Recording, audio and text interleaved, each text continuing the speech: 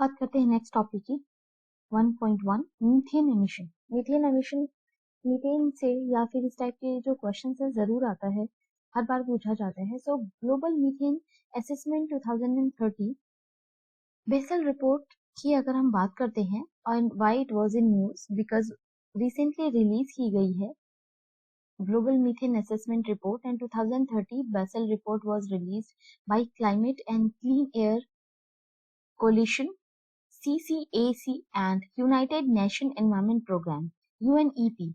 तो ये याद रखना है आपको, climate clean and air coalition and UNEP ने ये रिपोर्ट जो है रिलीज की है। एंड मोर ओवर अगर बात करें, report was launched at Climate and Clean Air Ministerial Meeting at 27th Conference of Parties यानी कि COP27 की जो मीटिंग हुई है इस बार United Nations framework convention on climate change UNFCCC को दी गई है ये।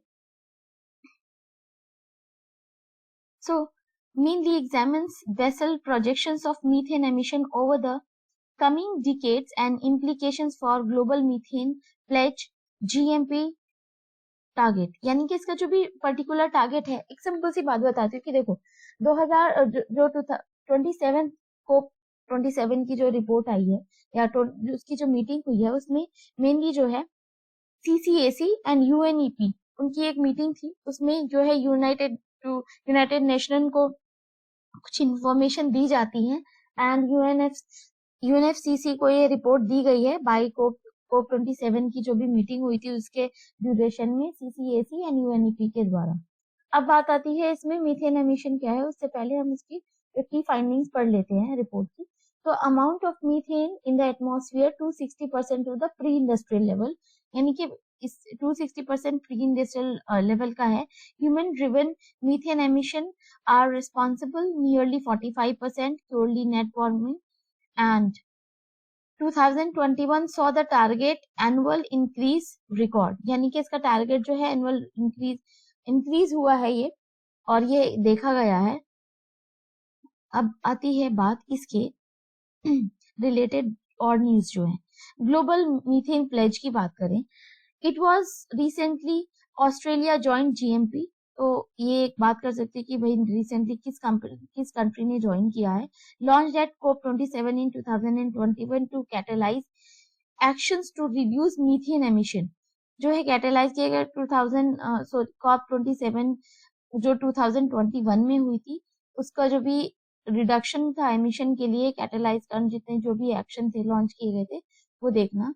Led by United states and European union, उसको लीड किया था एंड इंडिया इसका मेंबर नहीं है, ये चीज आपको याद रखनी है, यहाँ पे मेंशन किया गया। और इसका एम है collective reduction of methane emission, और दूसरा इसके अलावा 30% तक करना है इसको बिलो 2020 लेवल्स बाय 2030, यानी कि जो 2020 से जो लेवल था और 2030 का जो लेवल है उसमें जो है 30% का 30% का रिडक्शन करना है। मेंबरशिप की बात करें, मोर देन 100 कंट्रीज पार्टिसिपेट कर रही हैं इसमें, together responsible for 45% of the global human caused methane emission, यानी कि जो लोग ह्यूमन जो है ग्लोबल एमिशन या फिर मीथेन एमिशन को कॉज कर रहे हैं, तो उसको क्योंकि 45% ह्यूमन ही है रिस्पॉन्सिबल है एमिशन के लिए। और यहाँ पे India did not sign the pledge because of its concern over the impact of the trade on the country was from the sector and the role of live stock in the rural economy, क्योंकि India में most of 70% तो rural economy ही है, या मतलब rural areas में ही लोग रहते हैं। उसके अलावा जो भी लाइव स्टॉक है उसको ठीक से ठिकाने नहीं लगाया जाता। दूसरी चीज ये है कि अभी इस तरीके से इंडिया सोचता है कि ट्रेड वगैरह पे इम्पैक्ट हो जाए इस चीज का, उसकी वजह से जो है इंडिया ने साइन नहीं किया। ग्लोबल एनर्जी मॉनिटर की अगर बात करें GEM, अब as per GEM just 30 fossil fuel companies accounts for nearly half of the planet warming methane and emitted by the world's energy sector, a non-profit organization यानी कि NGO which aims to develop and share information in support of the worldwide movement for clean energy। क्योंकि बहुत सारे NGO वो करते हैं, initiative लेते हैं कि भाई क्लाइमेट को बचाना किसी तरीके से, जो भी एमिशन है उसको रोकना, या कुछ रिपोर्ट्स वगैरह होती हैं उसको देखना। उसके बाद आता है ये international methane emission observatory IMEA। इस रिपोर्ट की बात करें, according to report by IMEA, cutting methane emission is faster way to tackle climate change in short term. क्योंकि जो मीथेन एमिशन हो रहा है उसकी वजह से ग्लोबल वार्मिंग भी हो रही है, ग्रीन हाउस गैसेस का एमिशन भी होता है, और उसकी वजह से बोला गया है कि अगर इसको हम कम कर लेते हैं मीथेन एमिशन को, तो एक शॉर्ट टर्म में आप कह सकते हो कि रेमीडियल जो है चेंज देखा जाएगा। ये रेमीडियल स्टेप होगा कि क्लाइमेट चेंज को थोड़ा बैलेंस आउट किया जाए। अकॉर्डिंग टू ये जो इनिशिएटिव है यूनाइटेड नेशन एनवायरनमेंट प्रोग्राम ने लॉन्च किया था 2021 में with the support of European union. अब इसकी एम की बात करें, catalysing reduction of methane emission starting with fossil fuel sector. क्योंकि अब जैसे पेट्रोलियम वगैरह या कोयला वगैरह जला रहे हो, उससे कोई भी एनर्जी वगैरह एनर्जी निकल रही है, उसके बाद कार्बन डाइऑक्साइड जो है कंबशन की वजह से वो रिलीज होती है, मीथेन रिलीज होती है, और भी बहुत सारी जो भी गैसेस हैं, तो उसको रिड्यूस करना इसका मेनली एम है। NASA earth. अब उसके बाद आता है core implementing partner of global methane pledge, IMEO जो है इसका ग्लोबल मीथेन प्लेज पार्टनर है, इम्प्लीमेंटेशन पार्टनर है। NASA earth surface mineral dust source investigation mission, methane super emitters were mapped by NASA.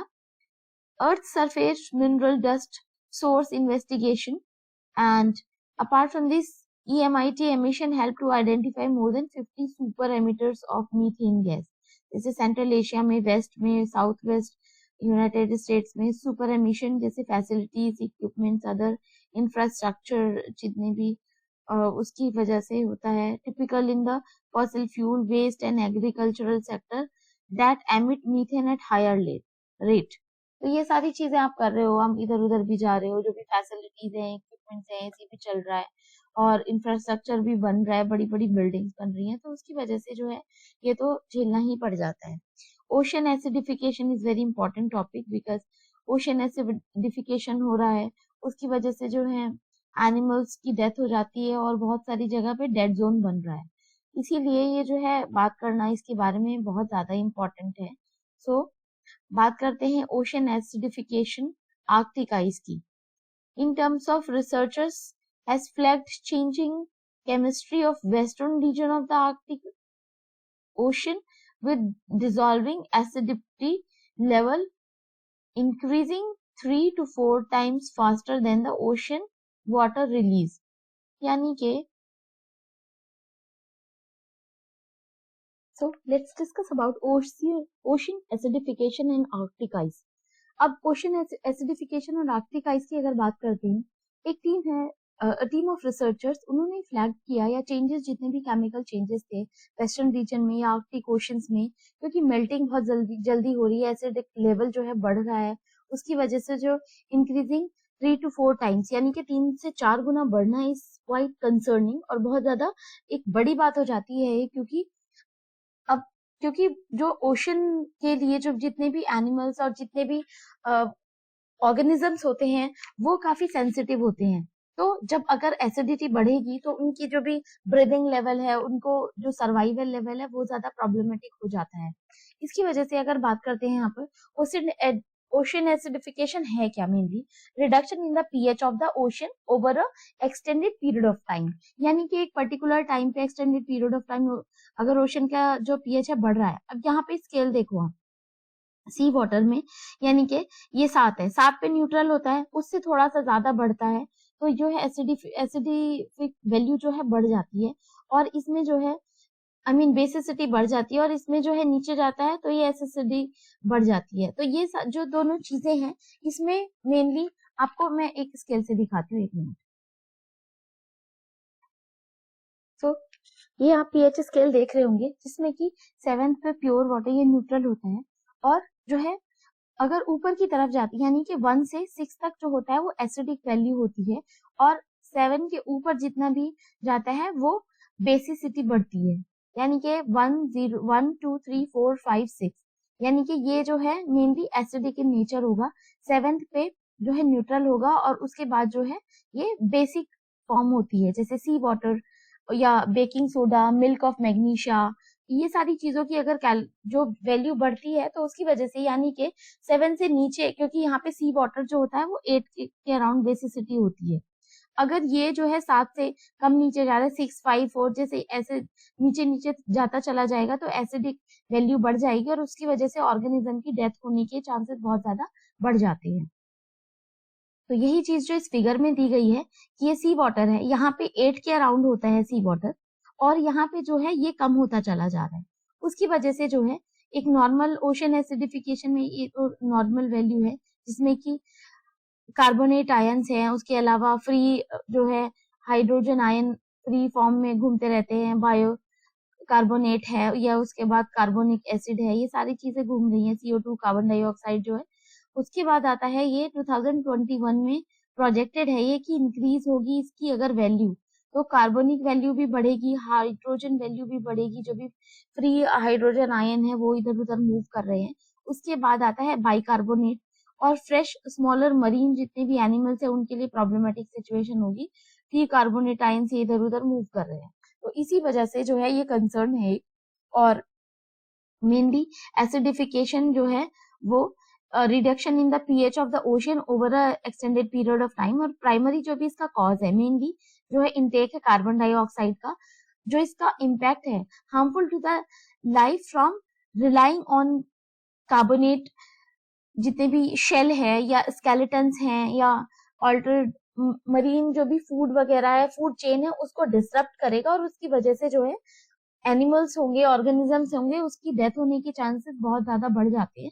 और उसी की वजह से जो है डेड जोन बनना बहुत ज्यादा कॉमन हो गया है, बहुत ज्यादा जगह पे जो है डेड जोन भी बन रहे हैं। अब आर्कटिक रीजन की अगर हम बात करते हैं, geographical region is spreading around the North Pole, generally defined as area within the Arctic Circle, a line latitude about 66.5 north of equator, and जो भी ये जो है आर्कटिक जोन जो है 66.5% नॉर्थ है जो कि इक्वेटर के, और ये जो आर्कटिक ओशन दिख रहा होगा ये नॉर्थ पोल है और यहाँ से आपका जो भी ये पूरा आर्कटिक रीजन दिख रहा है। इसका सिग्निफिकेंस अगर देखो तो यहाँ पे पूरा आइस कैप बना हुआ है और आइस कैप की वजह से जब ये मेल्टिंग होती है पूरा क्लाइमेट जो है मेंटेन्ड है। अगर इसकी मेल्टिंग होती है क्लाइमेट चेंज की वजह से तो फिर जो है सी लेवल राइज हो रहा है, उसकी वजह से जो है बहुत सारे आप कह सकते हो कि एक तो क्लाइमेट का टेम्परेचर बढ़ना हमारे एटमॉस्फेयर का, उसके अलावा एक्सप्लोर हो जाना, और जितने भी जो ऑर्गेनिजम्स हैं उनके लिए भी काफी ज्यादा प्रॉब्लमेटिक सिचुएशन बन जाती है। So melting of the ice due to the climate change making regional more acceptable for economic exploitation, oil and gas reserves, metals and minerals. क्योंकि अगर आप इस एरिया में जो है एक्सप्लॉइटेशन करोगे, और इसके लिए बोला भी जा रहा है कि फ्यूचर में जितने भी रिसोर्सेज है आप वहां से जो है एक्टिवेट करके वहां से निकाल सकते हो, but can you imagine that if we will exploit that area as well, then what will be the situation of our climate? It is a concerning situation. Possibility है and to open North Sea route and new trade route, यानी कि इसको अगर open करके north सी root और trade route को बनाया जाए तो फिर यह है कि हम यहाँ वाला तो एरिया पूरा एक्सप्लॉइट कर ही रहे हैं, वहां जाके भी हम प्रॉब्लमेटिक सिचुएशन अराइज करेंगे। अब मेन चीज यहाँ पे आ रही है, उसके अलावा circular world wide ocean currents, तो यहाँ पे जो भी करंट वगैरह चलती रहती हैं, ओशन करंट्स होती हैं, उसकी वजह से जो है सर्कुलेशन मेंटेन रहता है। उसके बाद बैरोमीटर की वजह से ये जो है characterised as the world's climate change, यानी कि बैरोमीटर इसका जो है कैरेक्टरिस्टिक है। एंड अगर हम बात करते हैं यहाँ पे रिलेटेड और भी चीजें, so related information, Global Ocean Acidification Observation Network GOA on a collaboration international network established in 2012, यानी कि ये 2012 में एस्टेब्लिश हुआ था। इसका जो मेन एम था डिटेक्शन, अंडरस्टैंडिंग करना driven of the ocean acidification, यानी कि ये ड्राइव क्यों कर रहा है, क्या उसका रीजन है, वो सारी चीजें जानना। उसके बाद एशुरीज कोस्टल ओपन ओशन एनवायरमेंट, उसको जो है देखना, ऑब्जर्व करना और जो भी उसके प्रॉपर सोल्यूशनिंग दी जा सकती है वो देखना। उसके बाद आता है the resulting impact on the marine ecosystem and to make information available to the optimise modelling studies. क्योंकि अगर स्टडीज के लिए जो मटेरियल अवेलेबल कराना, क्या रीजन है इनका, वो चीजें अगर आपको पता चलेंगी तो उसके कॉज जो होंगे उसकी सोल्यूशनिंग भी आप इजीली दे पाओगे। तो यही एक रीजन है। अब अगर इंडिया की बात करते हैं, इंडिया इन आर्कटिक, क्योंकि बहुत सारे जो आपने देखा होगा कि बहुत सारे रिसर्च चल रही हैं, जिसमें से कि एक हिमाद्री आर्कटिक स्टेशन है इंडिया में, जो इंडियन स्टेशन है हिमाद्री, वो located at Norway and serve as a hub of Indian scientific investigation science 2008 से जो है ये वहाँ पे सिचुएटेड है। Apart from this Arctic research programme since 2007 with several expeditions जो कि वहाँ पे चल रहे हैं, क्योंकि वहाँ पे सर्वाइव करना इज वेरी वेरी डिफिकल्ट। आप अगर कोई भी वीडियो खोल के देखोगे जो कि वहां उसके लिए मतलब आर्कटिक रीजन की डाली हुई है, तो you will be pretty surprised कि आप इस रीजन में जिंदा रहना इज सो सो डिफिकल्ट। अब उसके बाद और भी रिलेटेड न्यूज हैं आर्कटिक इम्प्लीफिकेशंस की। Arctic amplification is heating up 4 times as faster as rest of the world due to the Arctic amplification। यानी कि इसकी वजह से 4 गुना अगर वहां का टेम्परेचर वगैरह बढ़ रहा है या हीटिंग हो रही है, उसकी वजह से सी लेवल अगर राइज होता ही चला जाएगा, फ्लडिंग भी हो रही है, तूफान आ रहे हैं, उसकी वजह से जितने भी कोस्टल रीजन है वहां की जो भी लाइफ है वो कितनी ज्यादा डिस्टर्ब हो जाएगी, you can't even imagine that. उसी की वजह से इतना ज्यादा जो है चीजें करी जा रही हैं, जो भी मेजर लिए जा रहे हैं कि इसको जितना ज्यादा अच्छे से मेंटेन किया जा सके वो हम कर सकें। AA environmental and near surface air temperature change over Arctic relatives to lower latitude. जितने भी लोअर लैटिट्यूड्स हैं उसमें जो भी टेम्परेचर वगैरह का चेंज होना और उसके जो भी नियर बाई सरफेसेस है वहां पे कॉज ऑफ AA। अगर एसिडिक एम्प्लीफिकेशन की बात करते हैं, ग्लोबल वार्मिंग एक रीजन है उसका, और आइस एल्बिडो की बात करते हैं, अगर आइस एल्बिडो भी एक रीजन है। Labs related feedback, water vapours feedback and ocean heat transport. तो ये जो भी सारी चीजें हैं उसकी वजह से जो है आर्कटिक इम्प्लीफिकेशन हो रहा है और ये सी लेवल राइज होने का चांसेस बढ़ रहे हैं। इम्पैक्ट जो है मेनली उसका फौना पे डिपेंड करता है, वहाँ की जो भी पोलर बेयर हैं, वेल्स हैं, सील हैं, तो ये जो सारी चीजें उनकी लाइफ जो है वहाँ पे डिस्टर्ब हो रही है। और इसके अलावा open up new trade route will also create a very havoc situation for that, facilitate under extraction of the natural resources। अगर इसकी बात करते हैं नेचुरल रिसोर्सेज एक्सट्रैक्शन के लिए फैसिलिटेट प्रोवाइड कराएगा, बट तब भी ये बहुत ज्यादा प्रॉब्लमेटिक सिचुएशन है। ज़ॉम्बी आइस और डूम्ड आइस, अगर ज़ॉम्बी आइस की बात करते हैं यहाँ पे, तो zombie ice from massive Greenland island sheet will eventually rise global sea level by at least 10 inches। 10 inch मतलब बहुत ज्यादा होता है। अगर ये जो है एक नॉर्मल लेवल से 10 इंच का सी लेवल बढ़ रहा है, और ये जो जो आप कहते हो कि आइस के जो टुकड़े हैं वो गिरते रहते हैं, बहुत बड़े बड़े पत्थर, पूरा जो है पहाड़ के पहाड़ होते हैं आइस के, वो गिरते रहते हैं, उसकी वजह से सी लेवल जो है राइज हो रहा है और ये जो वहाँ का जो लाइफ है वो काफी ज्यादा बुरी तरह से डिस्टर्ब हो जाती है।